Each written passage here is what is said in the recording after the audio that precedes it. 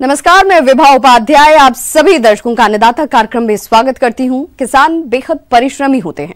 वे खेतों में जी तोड़ मेहनत करते हैं, जो अनाज, फल और सब्जियां उगाते हैं। हमारे देश की अर्थव्यवस्था का लगभग समूचा भार इन्हीं के कंधों पर है। ऐसे ही भारतीय किसानों को खेती बाड़ी से जुड़ी हुई बहुत सी नई, रोचक और लाभकारी जानकारियां देने के लिए हर रोज सुबह हम आपके साथ होते हैं। तो चलिए, कार्यक्रम शुरू करने से पहले देखते हैं क्या है अन्नदाता के आज के कार्यक्रम में। पशुओं को सर्दी से बचाएं और अधिक दुग्ध उत्पादन पाएं।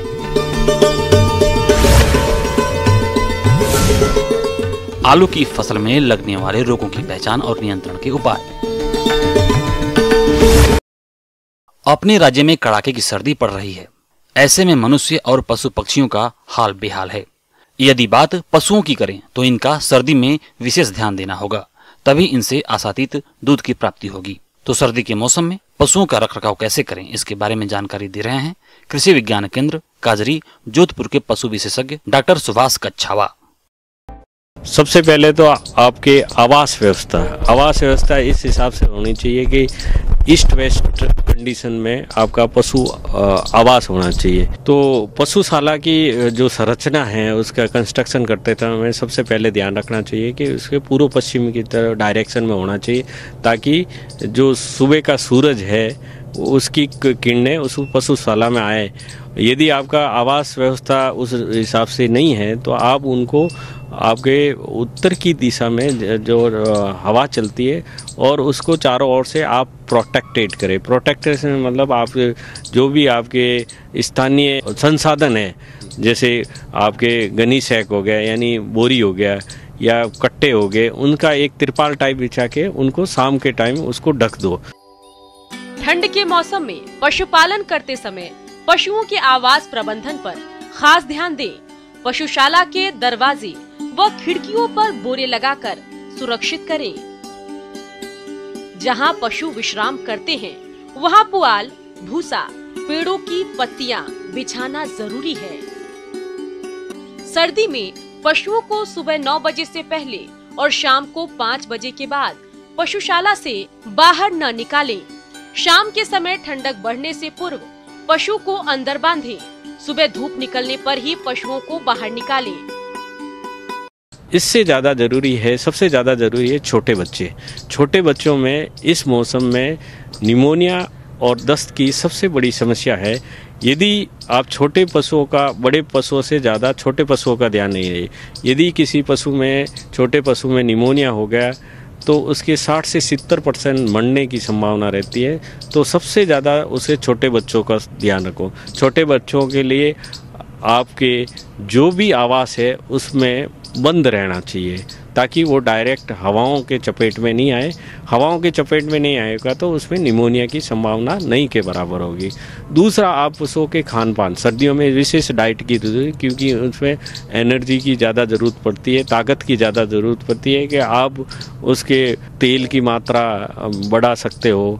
और आप पानी पिलाने के लिए आप पानी को 9-10 बजे बाद में, जब पानी थोड़ा गर्म होए और उसको पिलाने से अच्छी मात्रा में पानी पीता है। नहीं तो क्या है कि पशुपालक भाई सुबह सुबह पानी पिलाते तो पूरे रात भर में वो ठहरा हुआ पानी इतना पशु पी नहीं पाता है।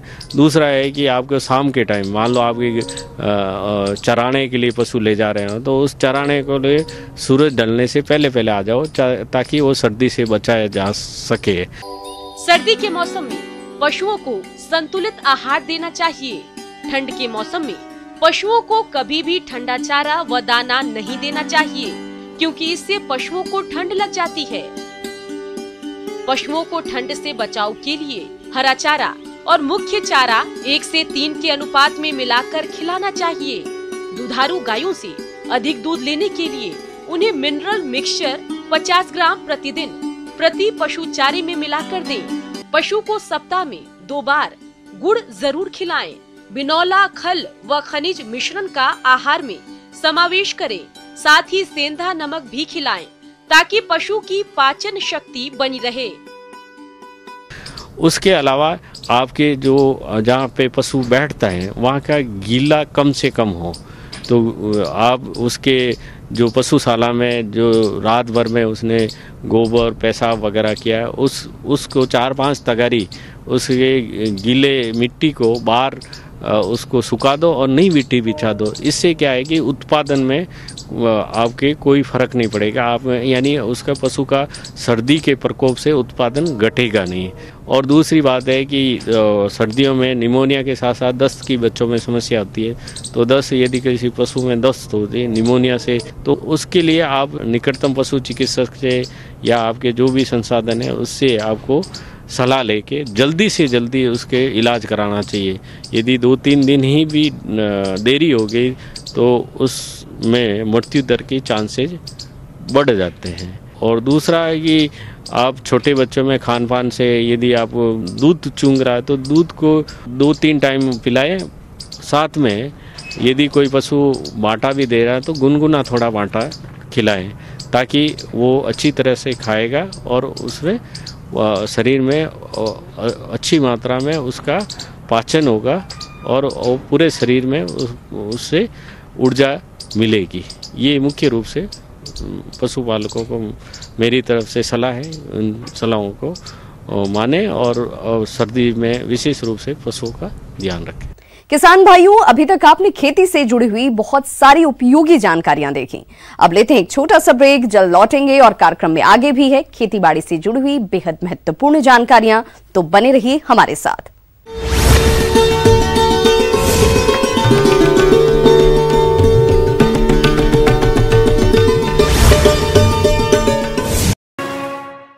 ब्रेक के बाद आप सभी दर्शकों का अन्नदाता में एक बार फिर से स्वागत है। चलिए रुक करते हैं अपनी अगली कड़ी की ओर।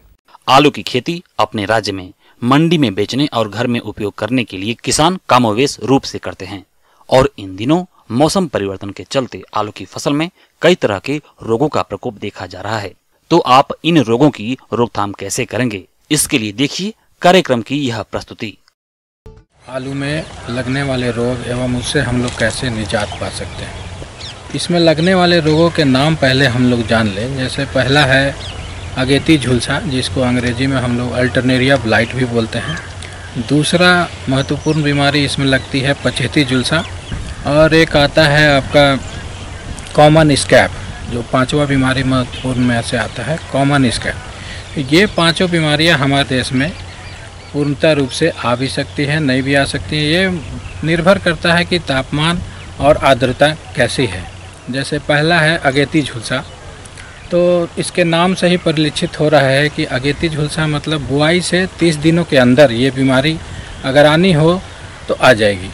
तो उसके लिए आर्द्रता अगर 75% से ऊपर होती है और 27 से 28 डिग्री सेंटीग्रेड अगर तापमान रहता है तो इस बीमारी को आने की संभावना अति प्रबल हो जाती है।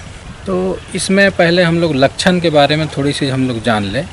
तो इसमें सर्वप्रथम क्या होता है कि पत्तियां शुरुआत में हल्की पीली होने लगती है, नॉर्मल से हल्की पीली होगी, और इसमें लच्छे बनते हैं, मतलब गोल गोल आकार के धब्बे जैसे बनेंगे। और इसमें शुरुआत में पत्तियों के निचली सतह पर ये उभार या धब्बे आपको दिखाई देंगे, और जैसे जैसे ये बीमारी उग्र होगी ये पत्तियों के ऊपरी सतह पर भी ये बीमारी का प्रकोप दिखाई पड़ने लगता है। और 10 दिन या 7 दिन के अंतराल पर अगर कोई निराकरण इसका नहीं किया गया तो पूरा का पूरा हमारा फसल नष्ट हो जाता है। प्रबंधन: स्वस्थ एवं प्रमाणित बीज का प्रयोग करना चाहिए।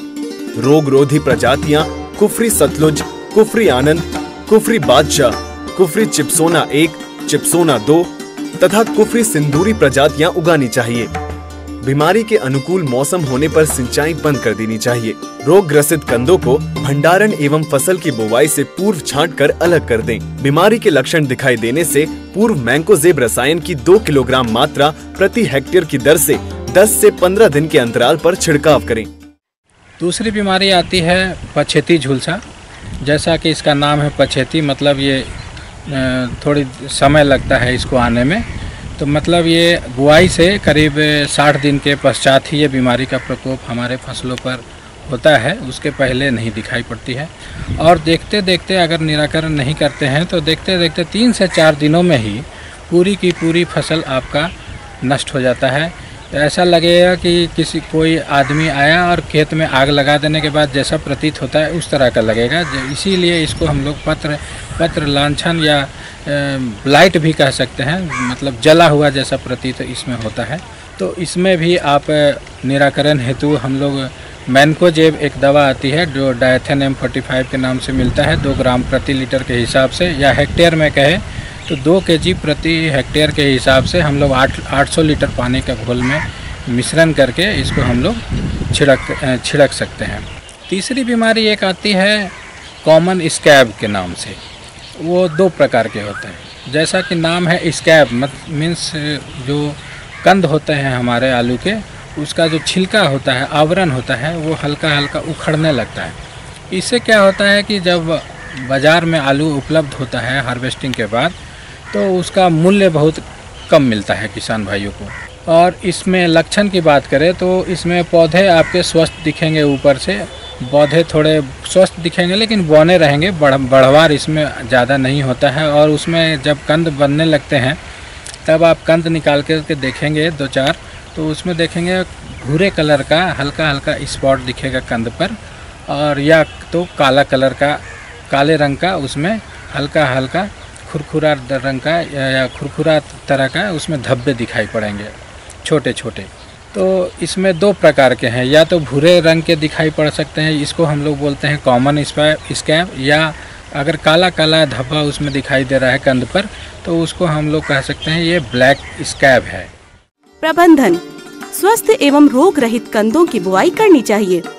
बुआई से पूर्व बीज को 3% बोरिक एसिड के घोल में 20 मिनट तक पचारित करने से इस रोग से बचाव होता है। एक और बीमारी आती है कभी कभी, इसमें विषाणु जनित जो रोग है, वायरल डिजीज आता है। इसमें पत्तियां जो है नॉर्मल हरे रंग से हल्के पीले रंग में परिवर्तित हो जाती है, और मोज़ेक लाइक सिम्टम, कहीं कहीं पे हरा, गाढ़ा हरा या पीला रंग से ये पूरा का पूरा पत्ती प्रतीत होगा। और कहीं कहीं पर आप देखेंगे हल्की हल्की सनकेन या धंसा हुआ पोर्शन भी दिखेगा। तो इसमें हम लोग ये कर सकते हैं, मोनोक्रोटोफॉस जो इंसेक्टिसाइड है उसका हम लोग 2 ml दवा 1 लीटर पानी के हिसाब से हम लोग घोल बना करके अगर 15 दिनों के अंतराल पर छिड़काव करते हैं तो ये जो वेक्टर है, इंसेक्ट है, महुआ कीट बोलते हैं हिंदी में इसको, तो उससे हम लोग इसको निजात पा सकते हैं, ताकि एक पौधे से दूसरे पौधे में ट्रांसफ़र ना हो ये बीमारी। तो इस प्रकार से अगर हम बीमारियों का नियंत्रण करते हैं तो हम अच्छी उत्पादक और उत्पादकता हम लोग अपने खेतों में बनाए रख सकते हैं और अच्छी कमाई भी कर सकते हैं। आगे और भी है खेतीबाड़ी से जुड़ी हुई बहुत सी रोचक जानकारियां, पर यहां रुकेंगे एक छोटे से ब्रेक के लिए, जल्द होंगे हाजिर।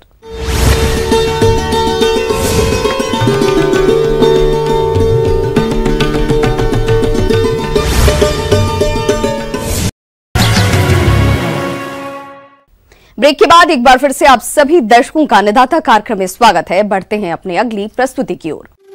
मौसम के अनुसार प्रबंधनों पर टिकी है आपकी खेती बाड़ी, और इसीलिए मौसम पूर्वानुमान और उस पर आधारित साप्ताहिक कृषि सलाह इस प्रकार है। ग्रामीण कृषि मौसम सेवा, भारत मौसम विज्ञान विभाग, कोटा राजस्थान से भेजे गए मौसम पूर्वानुमान रिपोर्ट के आधार पर आगामी 1 से 2 दिनों के दौरान अधिकतम तापमान 22 से 25 डिग्री सेल्सियस रहने की संभावना है और न्यूनतम तापमान 11 से 14 डिग्री सेल्सियस रहने की संभावना है। ऐसे में इन क्षेत्रों के किसान भाइयों को सलाह दी जाती है कि कोरोना के प्रसार के खतरे को ध्यान में रखते हुए किसानों को मास्क पहनने की सलाह दी जाती है और हाथ को उचित अंतराल पर साबुन से धोना चाहिए और खेत में काम करते समय सामाजिक दूरी बनाए रखना चाहिए। फसलों को पाले से बचाने के लिए 0.1% सल्फ्यूरिक एसिड का छिड़काव करें। यदि सरसों की फसल में एफिड यानी माहू का प्रकोप हो तो इसके नियंत्रण के लिए डाइमेथोएट 30 EC की 1 लीटर मात्रा प्रति हेक्टेयर की दर से 500 से 600 लीटर पानी में घोल बनाकर छिड़काव करें। ठंड से जानवरों को बचाने के लिए रात के समय शेड के नीचे बांध कर रखें।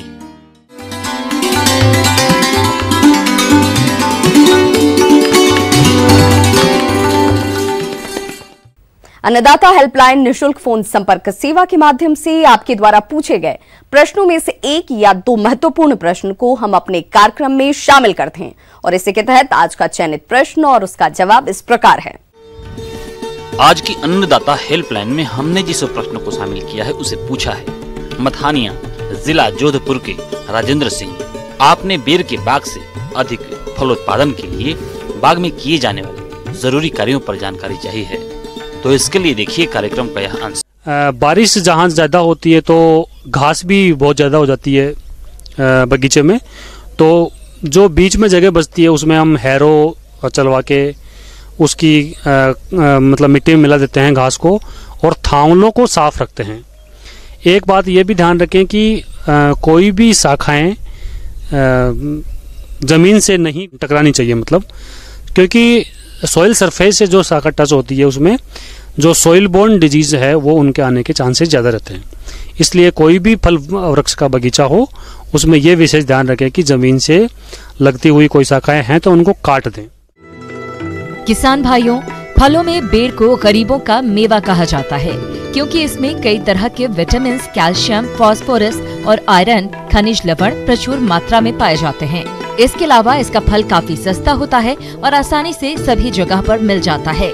इसके बाग अपने प्रदेश में बड़े पैमाने पर देखने को मिलते हैं। इसकी बागवानी से किसान अच्छा लाभ भी कमाते हैं। किसान भाइयों, बेर के बाग में पुष्पन से फलन की अवस्था पर कई तरह के कीट और रोगों का प्रकोप भी होता है। जो बागवान इसकी सही पहचान करके समय पर नियंत्रण कर लेते हैं उन्हें अधिक फलोत्पादन मिलता है। एक इसका जो मुख्य रोग है वो है पाउडरी मिल्ड्यू, जिसको छाछिया रोग बोलते हैं। इसमें क्या होता है कि पत्तियों के ऊपर सबसे पहले जो इसका प्रकोप होता है पत्तियों के ऊपर आता है, तो पत्तियों पे जैसे राख जैसे सफ़ेद सा पाउडर जम जाता है पत्तियों के ऊपर, क्योंकि ये जो रोग है पहले पत्तियों पे आएगा उसके बाद में फलों पे आएगा, तो फल की क्वालिटी ख़राब हो जाएगी और मार्केट में उसका दाम अच्छा नहीं मिलेगा। इसलिए फंजीसाइड जो जैसे केराथेन है या कोई भी जो सिस्टेमिक फंजीसाइड वगैरह होती है उनका हम स्प्रे करते रहें और अपने फल बगीचे को इन कीट बीमारियों से दूर रखें। बागवान भाइयों, यदि बेर के फलों पर काले धब्बे दिखाई दें तो इसकी रोकथाम के लिए 250 ग्राम मैंकोजेब 75 WP का 100 लीटर पानी में घोल तैयार करके 15 दिनों के फासले पर छिड़काव करना चाहिए। जो अपनी फ्रूट फ्लाई है, फल मक्खी जिसको बोलते हैं, क्योंकि बेर में बहुत ज्यादा इसका प्रकोप होता है फल मक्खी का, तो फल मक्खी क्या करती है, जैसे ही हमारा फल बन जाता है उसके बाद में उस नई ग्रोथ मतलब जो डेवलपिंग फ्रूट होता है उसमें वो एग लेइंग करती है, अंडे देती है, और वो जो अंडा है बाद में जैसे जैसे फल बड़ा होता जाता है वैसे वैसे वो अंडा से लार्वा, लार्वा से प्यूपा बन के और उसमें फल को अंदर ही अंदर खा के सड़ा देते हैं। जब फल हम बाहर से देखते हैं तो एकदम चमकीला स्वस्थ दिखता है, पीला रंग का हो जाता है, लेकिन जैसे ही काटते हैं तो अंदर लट हमको दिखाई देती है, वो फल मक्खी की लट होती है। इसलिए हमको ये ध्यान रखना चाहिए कि जब भी फल बनने की अवस्था आए उस समय हमको इंसेक्टिसाइड्स का स्प्रे मतलब फ्रिक्वेंटली करते रहना चाहिए। बेर के बाग में अधिक नुकसान पहुंचाने वाला मुख्य कीट है फल बेधक और फल मक्खी। क्लोरोपाइरिफॉस प्रति लीटर पानी में घोल बनाकर 15 दिन के अंतराल पर छिड़काव करें। छिड़काव करने के 1 सप्ताह तक फल नहीं तोड़ना चाहिए। फल मक्खी कीट के नियंत्रण के लिए मिथाइल पैराथियान 2 मिलीलीटर प्रति लीटर पानी में घोल बनाकर 15 दिन के अंदर से छिड़काव करना चाहिए। फल मक्खी में एक काम और किया जा सकता है कि इसमें इसके नियंत्रण के लिए जो मिथाइल यूजेनोल के जो ट्रैप होते हैं वो जगह जगह पे 1 हेक्टेयर के बगीचे में लगभग 10 से 12 जगह उसमें पेड़ों में लगा दें, ताकि उसमें उस ट्रैप में इंसेक्ट आके और उनकी पॉपुलेशन कम हो जाए। एक इसमें किसानों को महत्वपूर्ण कार्य ये भी करना चाहिए, जो फल मक्खी से प्रभावित है और वो जमीन पे गिर गए हैं उनको उठा के गड्ढा खोद के गड्ढे में दबा देना चाहिए, क्योंकि वहाँ गंदगी रहेगी तो उसका जो चक्र है कीड़े का अंडा, लार्वा, प्यूपा और अडल्ट, वो जो चक्र है वो नहीं टूटेगा, और वो नहीं टूटेगा तो साल दर साल वो रोग जो कीट है हमारा आता रहेगा। इसलिए फल बगीचों के अंदर साफ सफाई बहुत आवश्यक है। साफ सफाई रखेंगे तो कीड़े बीमारियों का जो प्रकोप है वो बहुत कम होगा। आइए अब एक नजर डालते हैं राज्य के कुछ चुनी हुई मंडियों के प्रमुख फसलों के बाजार भाव पर।